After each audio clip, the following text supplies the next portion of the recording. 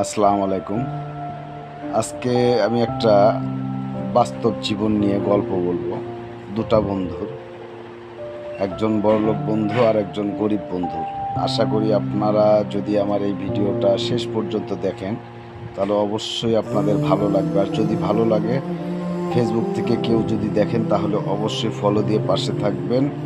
আর YouTube থেকে যদি কেউ দেখেন তাহলে অবশ্যই সাবস্ক্রাইব করে পাশে থাকার চেষ্টা করবেন। যাই হোক, আপনাদের সামনে এখন আমি এই ছোট্ট গল্পটা উপস্থাপন করব। আশা করি আপনারা গল্পটা মনোযোগ সহকারে শুনবেন।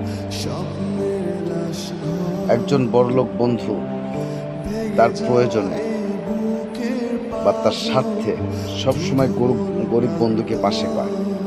কিন্তু গরিব বন্ধু যখন কোনো বিপদে পড়ে বা কোনো দরকার পড়ে তখন কিন্তু ওই বড়লোক বন্ধুটাকে কাছে পায় না।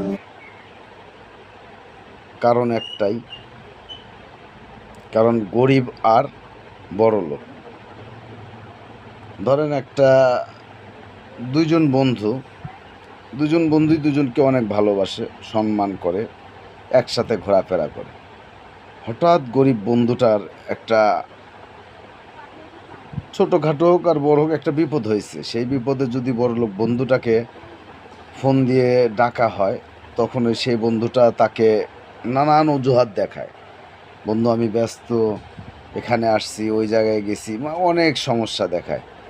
কিন্তু ঠিক একই ক্ষেত্রে সেম যদি বড়লোক বন্ধুটা কখনো বিপদে পড়ে, সেই বড়লোক বন্ধুটা যদি আপনার ওই গরিব বন্ধুটাকে ফোন দিয়ে বা কথা বলে যে আমি একটা বিপদে পড়ছি, তোর এখন এই মুহূর্তে আমার কাছে আসতে হবে, গরিব বন্ধুটা কি করে জানেন? সঙ্গে সঙ্গে তাৎক্ষণিকভাবে বাড়ি থেকে বেরিয়ে যায়।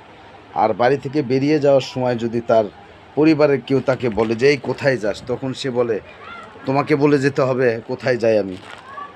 রাগান্বিত ভাব নিয়ে সে বাড়ি থেকে বেরিয়ে যায় বড়লোক বন্ধুর পাশে দাঁড়ানোর জন্য, তার বিপদে পাশে দাঁড়ানোর জন্য। কিন্তু একই ক্ষেত্রে সেম যদি গরিব বন্ধু বিপদে পড়ে, কিন্তু সেই ক্ষেত্রে দেখা যায় বড়লোক বন্ধুর বিভিন্ন অজুহাত দেখায়।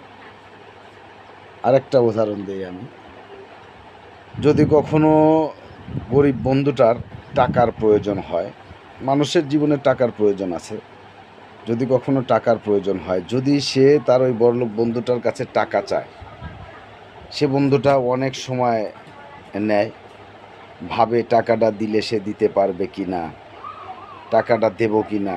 একদিন, 2 দিন, 3 দিন বা 5 দিনও তাকে নিয়ে আর কি